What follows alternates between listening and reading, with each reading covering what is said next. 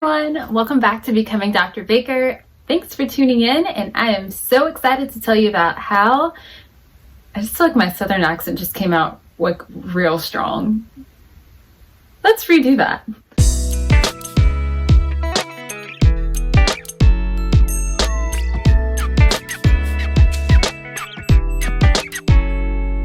Hey everyone, welcome back to Becoming Dr. Baker, where I'm going to recap the semester and tell you about how it went as, a first semester psychology PhD student in the middle of a pandemic and an election year and race wars, and you get the point. Here we go.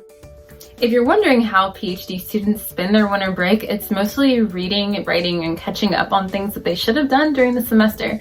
But I decided to be intentional about my rest and my restoration. And I was in Florida for about a week celebrating the holidays with my family. It wasn't as warm as I wished it had been, but it was definitely relaxing. I also had some fellowship applications due, so I had to do those. But after that, I just relaxed. And now I am here videoing. It is December 30th. About my semester, how things went, what went well, what didn't go well, and what I want to do better.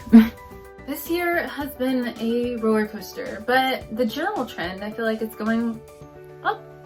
I feel like I've done, everything that I said I wanted to do and more this semester. I feel like 2020 is ending on a pretty high note.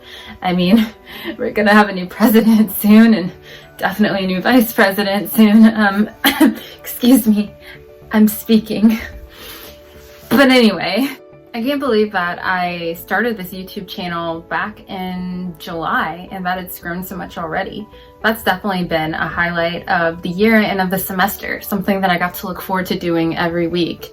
Another thing was co-founding Black in Mental Health, where I got to, be a part of this mass movement of Black in somethings, elevating and amplifying Black voices in science and arts and humanities. That was really dope, and I made some awesome connections through that as well. I also got to be on a grad school panel for BIPOC applicants alongside a bunch of other really awesome professors and psychologists who I felt really intimidated by, but was so happy to be in their presence because I was the only student on the panel and it was my first one ever. And it was a big accomplishment for me because, believe it or not, I do have a little fear of public speaking.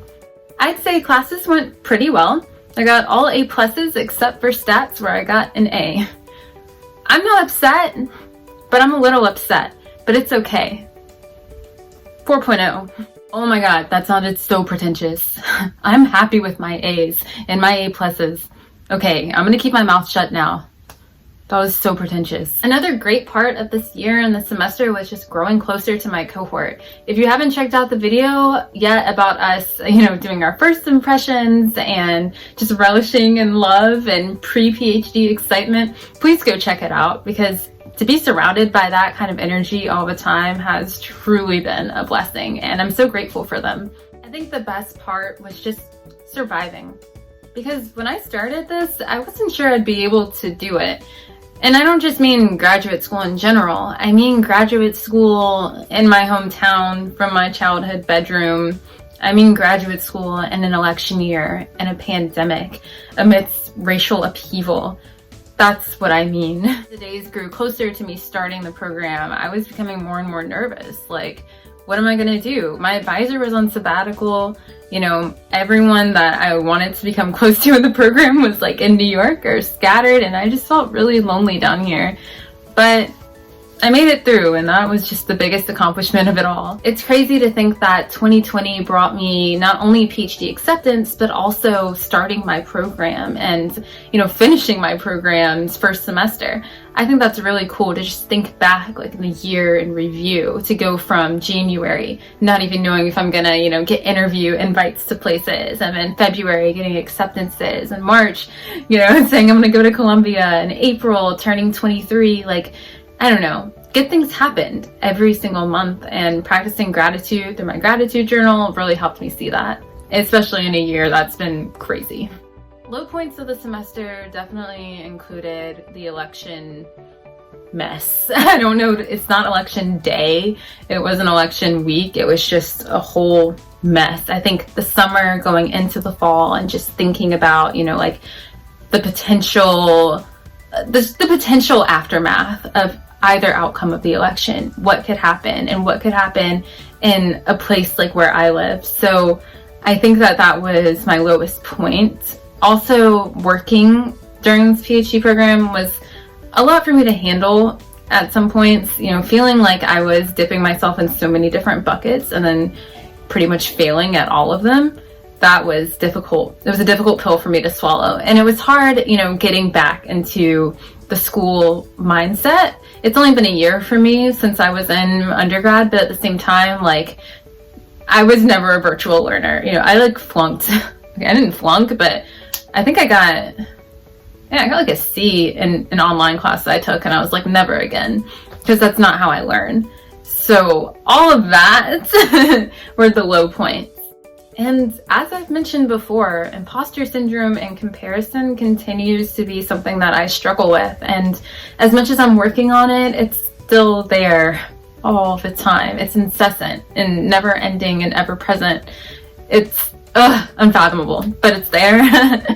I try my best to, you know, like acknowledge what I'm feeling when I'm feeling it, but it can be a lot on my plate, basically, when I have constant feelings of comparison. Not really to those in my program necessarily, but, you know, people on Twitter and social media, or just feeling like I should be ahead of where I'm currently at is a constant feeling that I struggle with and that I have to actively combat.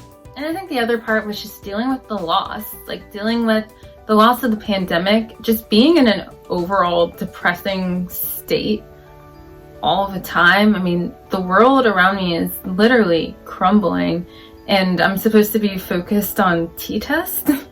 I don't think so. That was hard. Just the ability to focus on, you know, what I was supposed to be learning and being fully engaged was difficult for me. Like, yes, I did well as far as grades go, but as far as the effort that I feel like I normally put into things, I don't think was 100%. I'm also recognizing that that's okay because of the state of the world right now, and because PhD programs weren't meant to be online like this. At least not Columbia's, where they don't have the infrastructure and, you know, the history of effectively putting on a PhD program through this virtual format. That's okay. This is temporary. Acknowledging that this is temporary has been something I've worked on this semester as well. The thing I'm most proud of, that's a good question. I think the thing I'm most proud of this semester and this year is the YouTube channel. Getting myself out there to do this was a struggle, and it's something I've been wanting to do for years, but have never felt confident enough to go forward with it and to say I actually did it, and that it's growing, and that I'm helping people, because that was the whole point. Like, I'm not putting out content just to blab on about things. I could keep my mouth shut right now and like start reading a book. So to put myself out here and, you know, I don't know, inspire others has been something that brings me a lot of joy. And knowing that it's a film day and I get to get glammed up and, you know, put up the camera in my little setup, like, I really truly like love doing this. So it's been the highest point of the semester and of the year, both personally and career-wise and academically. I love putting my all into this YouTube channel. In 2020, I also deepened my relationship with God, which is something that is very important to me. I'm a pretty religious, spiritual person, and 2020, because of how much devastation there was, it caused me to really retreat to my faith and retreat to God and, you know, like prayer, listening to motivational podcasts that have kind of a Christian undertone to them. Something I tried to do, because it's not that I don't enjoy them, but it's like, it's hard to get myself in that mindset 24/7. Like, who wants to be reflective 24/7? I'm not a monk. I wish I could be a monk. Monks have really good lives. Anyways, intentional reflection has been a highlight of 2020. Being purposeful about my own growth has been a highlight of 2020. I feel like I know what direction and what steps I need to take in order to achieve my goals. And that clarity and vision is something that I am very, very grateful for. Okay, something that I wish I had known before starting the semester. I kind of wish I had known that, grades don't matter quite as much as they do in undergrad, or at least not in the same way.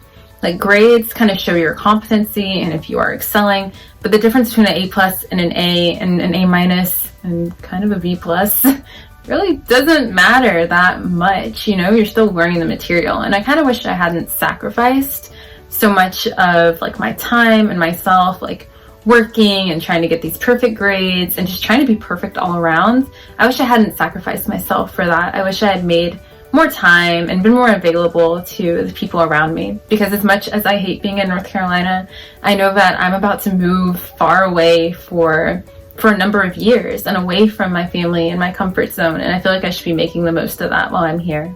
So next semester, I'm gonna be very purposeful about making time for the faces and spaces that I love. I'm gonna be purposeful about my soul care and making sure that, I'm okay before worrying about the perfection of my assignment, which will never be perfect in my professor's eyes. I'm going to be more purposeful about, exercising and moving my body, because as things are all virtual and online, it's so easy to just remain sedentary and stagnant all day and then wondering why my bones and joints hurt. So just being more intentional about just moving is something that I want to bring. And also my mindset, which is always going to be, I think, a constant. It's just working on maintaining a positive, but more so a gracious and a grateful mindset. I think that carries me further than a positive mindset necessarily. Just being able to constantly reflect and have at the forefront of my mind, what I'm thankful for, what I'm grateful for, and all the opportunities that have been given to me is super important for me. And I want to bring that into the new year and the new semester. Thank you all for tuning in to Becoming Dr. Baker and listening to me blab on about recapping the semester. I hope you tune in next week, where I'll be talking about my goals for 2021 and kind of just, emphasizing some things that I mentioned here. But I really wanted to get this video out just to show you all that I survived. I made it through my first semester as a counseling psychology PhD student in the middle of a pandemic, and I am pretty dang proud of myself.